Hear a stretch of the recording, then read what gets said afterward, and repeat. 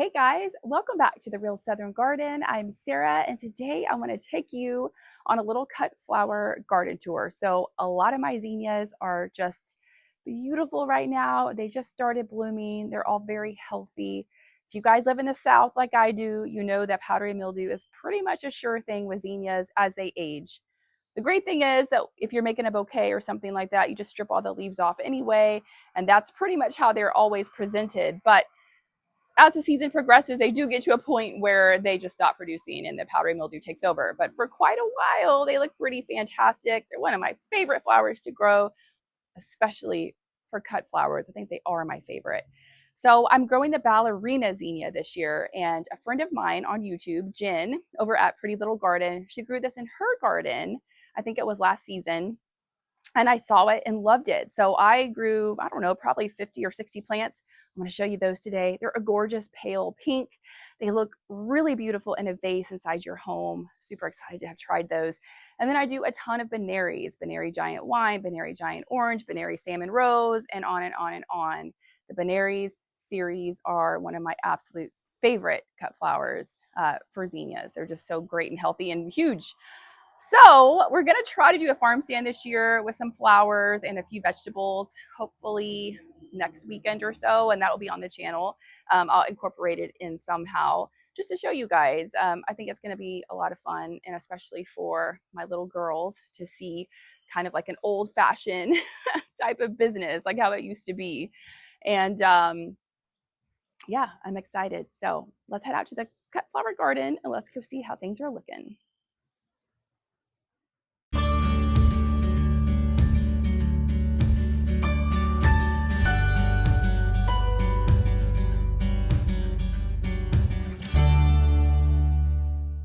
All right, here we are up at the cut flower garden, and we're going to head over there first. I'm going to show you my Ballerina Zinnias, which I am so excited about, and some of the other colors that I'm growing this year. And I did cut on the Ballerina Zinnias last year. Wow, guys, I'm tired. Last week. So they're just getting their second flush. I am loving this shade. Wow, they're awesome. All right, so let's go back here.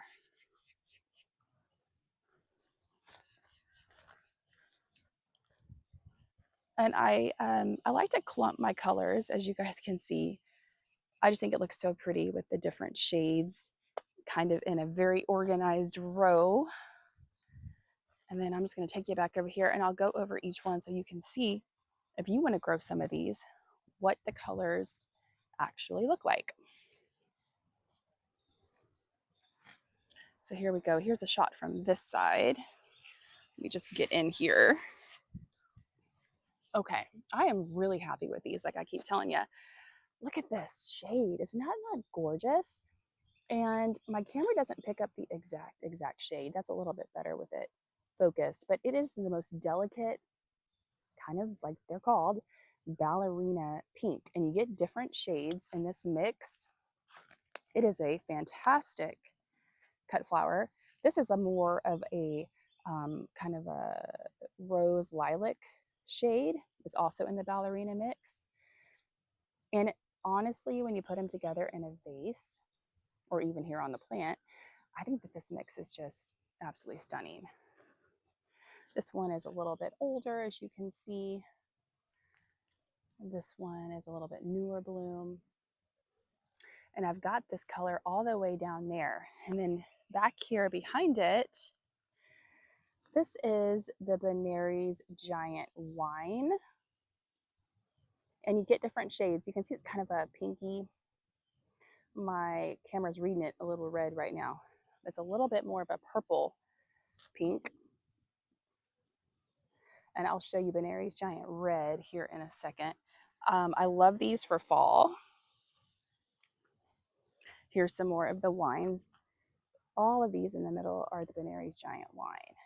And then back behind it is Benaries Giant Salmon Rose. And it is more of a, to me, it kind of reminds me of like a Georgia peach color, but it is kind of an apricot or salmon, I guess. So I've got all of these growing together in this bed. And then I have Back here, I love this one. This is the Bright Lights Cosmo. I grew it last year. It'll be about 8 feet tall. I don't know if that one is the self-seeded one or one that I actually planted, but it's doing great either way. And I've got several of them. I've got another one back there that I planted, another sunflower coming up. I've got more of that Cosmo back there.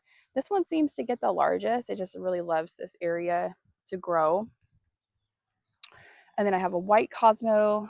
I forget the name. I'll put it on the screen. It's not even blooming yet right here, but it is just nowhere as big or as hardy as that particular variety. This looks great on a fence line, by the way. Anything. I mean, it's going to be beautiful come fall. Before we go back and look at the other zinnias on that row, I want to show you, I've got more zinnias planted here, but they're just coming up, and here as well. They're succession planted. I've got my butternut squash in the ground. My cucumbers are going crazy. I've been having probably 30 cucumbers a week.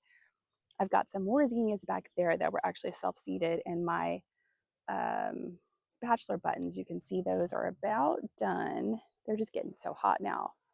They were really beautiful blue flowers for a while. But let me show you the other zinnias. So on our way to the other zinnias, we're going to pass by. This is a new sunflower that I grew this year, and I'm going to put the name on the screen. I think they're called I'm going to remember, not Canterbells, but they are a multi-blooming sunflower. They get one really big one at the top, and then they have all these that come up on the lower stem later. So it's nice. It extends the period that you have them. I thought they might be a great cut flower, but they're honestly, they're just too heavy, but they're great for the birds. So I love them for that and for the pollinators.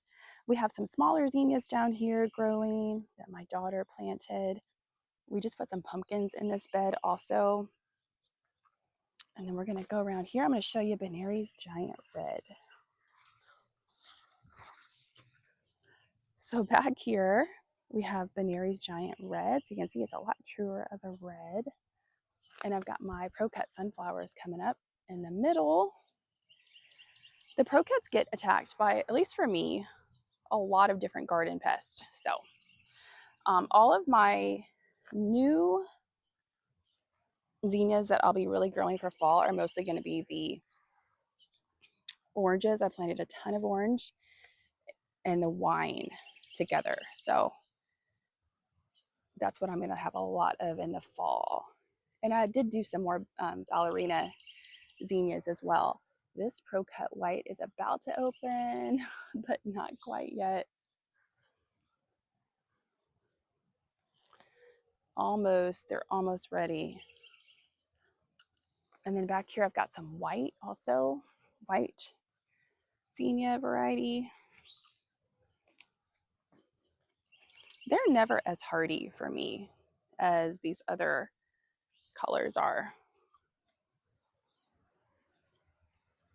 And then back there along that fence line, I've got more zinnias. So I succession planted, so I'd have some fresh ones that don't succumb to powdery mildew at the same time. It's just how it is here in the South. They're going to get it, you know, and they eventually will stop producing as many beautiful flowers as they do. We've had a ton of rain lately, so it's probably going to be interesting to see how long these guys will hold up.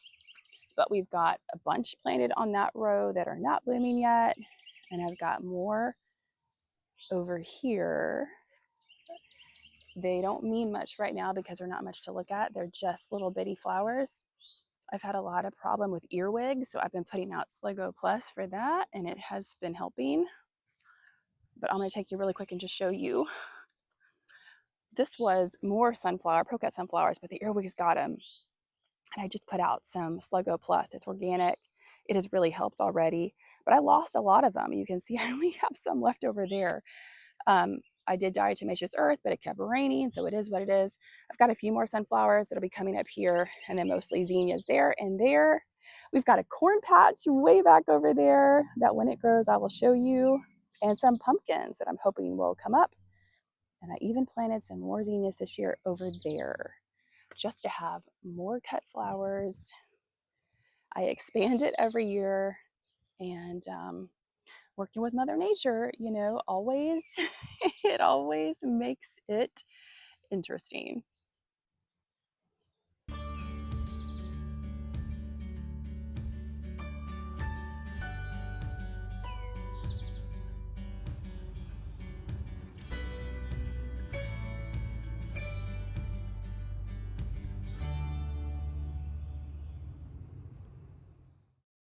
Before I let you guys go, these zinnias are the Sahara series, and they're supposed to be really great for the Georgia heat. They stay really short. I tried them for the first time this year back here by my chicken coop. I thought they would look cute in these little containers with the boxwood. So one side has a lot more than the other.